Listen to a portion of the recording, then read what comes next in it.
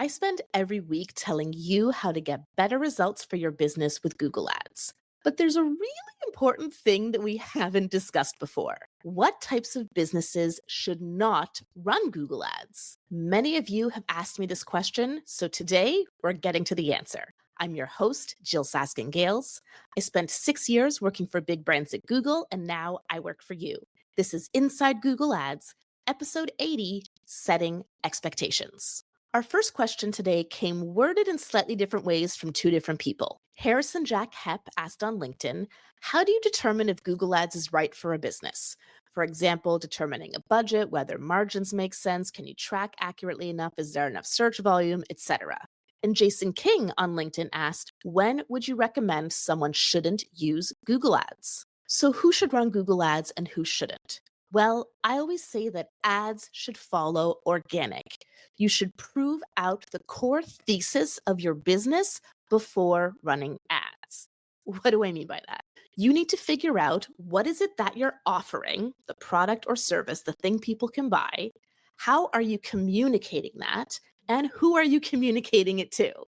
What that comes down to is your offer, your website, your messaging, and your audience. If you do not have any of those things figured out, then you can use ads to do that, but it's going to get pretty expensive and it's unlikely the ads will work. So that's why I say you should try to prove those things through organic, whether that's SEO, appearing on podcasts, social media marketing, PR, et cetera, et cetera. And then once you've driven a lot of traffic and figured out what are the ways you should and shouldn't be talking about your product? Who's the right kind of customer and the wrong kind of customer? What's the best way to position your offer? Then, once your business is going, ads are amazing fuel on that fire. If you're someone who likes a more prescriptive rule, then here's my rule of two. If your conversion rate times your average order value does not equal at least $2, you are probably not ready to run ads. Why is that? Well, your conversion rate means of all the people who visit your website, how many do the thing you want them to do. So if 100 people visit your website, 2 of them make a purchase, that's a 2% conversion rate. Your average order value tells us of the people who do the thing you want them to do, how much money do you make? So perhaps your average order value is $100. In this example, 2% times $100 equals $2. And we call that your revenue per session because on average, every time someone visits your website, given a 2% conversion rate and given a $100 average order value, you make $2 on average. I use $2 for my rule of two because it's very unlikely in this day and age to get a CPC from Google Ads that's below $2. You're more likely to be in 5, 7, 10, even more, depending on your industry. But if you have at least a $2 revenue per session, then you have a much better shot of ads working for you. So let's say you have that 2% conversion rate, but your average order value is only $20. Ads are not going to be profitable for you. And let's say you have, I don't know, $1,000 average order value, but a 0.01% conversion rate. Ads are probably not going to work for you. So conversion rate times average order value, at least $2. And that suggests that you're at least on your way to figuring out that offer, website, messaging, and audience. If you don't have that figured out, if you're not at least $2, please don't spend the money on ads. Invest in organic marketing instead. If you're enjoying this episode so far, please give us a thumbs up or a 5-star rating wherever you're watching or listening. Our next question comes from Keep It Real on TikTok. And in response to a video where I shared that broad match is endgame, they said, love this, but unfortunately my clients don't think it works. I tried explaining to them that this is the best way, but they always say, I am not going to pay Google to learn. They should already know. I've been quoting this so much ever since I saw this comment. Keep it real. I'm not going to pay Google to learn. I love that. And here's why your client's wrong. Google knows a lot. But the key thing that Google doesn't know until you start advertising is your business. Google doesn't know how your website converts or doesn't convert. Google doesn't know which queries work well for you and which don't. Google doesn't know which of your headlines are going to have a higher click-through rate. Google doesn't know what audience segments are going to resonate with your messaging. Google knows how to determine all of those things once you start advertising, but it needs to learn on your data in order to drive good results for you. You know I love a good analogy, so here's one for you. Google Ads is like a car. It's got four-wheel drive and comfy seats and a good engine. And I don't know, I'm not a car enthusiast, but it can get you from point A to point B swiftly in style. The thing is, when you sit down in your car, it doesn't just magically take you to your destination. You need to turn on the car. You need to put your foot on the pedal. You need to turn the steering wheel. You need to know where you're actually going. Expecting Google to just know your business and know what to do is like sitting down in your car and expecting it to just take you to your destination. It's such a silly idea. You have to give the system what it needs: gas, steering, directions, in order for it to give you what you need, which is safe arrival at your destination. Now, if you're having trouble giving Google those directions, or it feels like Google's not listening, you can book a call with me. You'll see why. I have 50 five-star reviews on my Google business profile from happy customers and clients just like you. You can learn more on my website, jyll.ca. That's JYLL.ca to book a call with me. Our final question today comes from Showbiz Fishing on YouTube. And in response to my answer to a previous Insider Challenge, they said, I liked your ending. It's so hard to explain to clients that part of your decision-making process is based on experience-based vibes. Media buying and paid ads is truly an art form. It really is. I've done more than 500 Google Ads coaching calls, in addition to more than 100 marketing coaching calls since starting my business 4 years ago.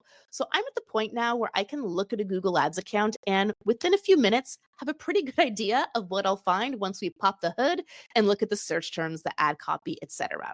And people ask me a lot, how do you become an expert in Google Ads? How do you know so much about Google Ads? And my friends, let me tell you a little secret. It is not because I worked at Google. Google does not teach its employees how to run Google Ads. That's why I have so many of them in my Inside Google Ads course. I became an expert in Google Ads by getting my hands dirty in a ton of different Google Ads accounts. I worked with more than 10,000 different ad accounts in the time I worked at Google and thousands more since leaving. I became an expert by asking lots of questions of other people in the industry and of my clients who know their businesses best. I became an expert by being resourceful in figuring out how to solve problems and figuring out how to find answers to the questions I had.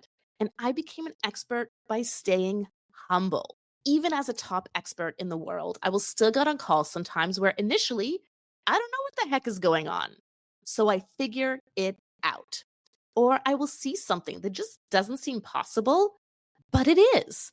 Like a PMAX campaign with 1 cent CPCs that's driving good results.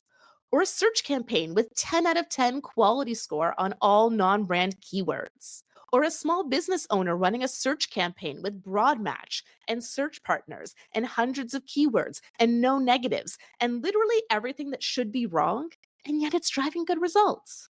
Not great results, that's why they booked a call with me, but surprisingly good results. Here's the thing. Paid ads is an art as much as it is a science, which is why all of these AI advances don't faze me. I welcome them. I focus on the fundamentals with my clients: offer, audience, landing page, creative. And I stay humble because as much as I know about Google Ads, I know that there's still so much more I can learn, and that's thrilling. On that note, today's Insider Challenge is this.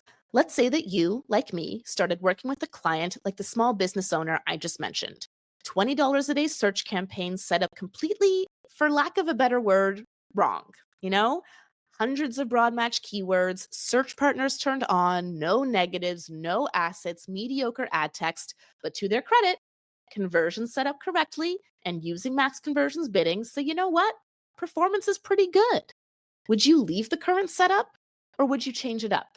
The beauty of the Insider Challenge is there's no right or wrong answer, just an opportunity to stretch your brain on real-life Google Ads problem solving.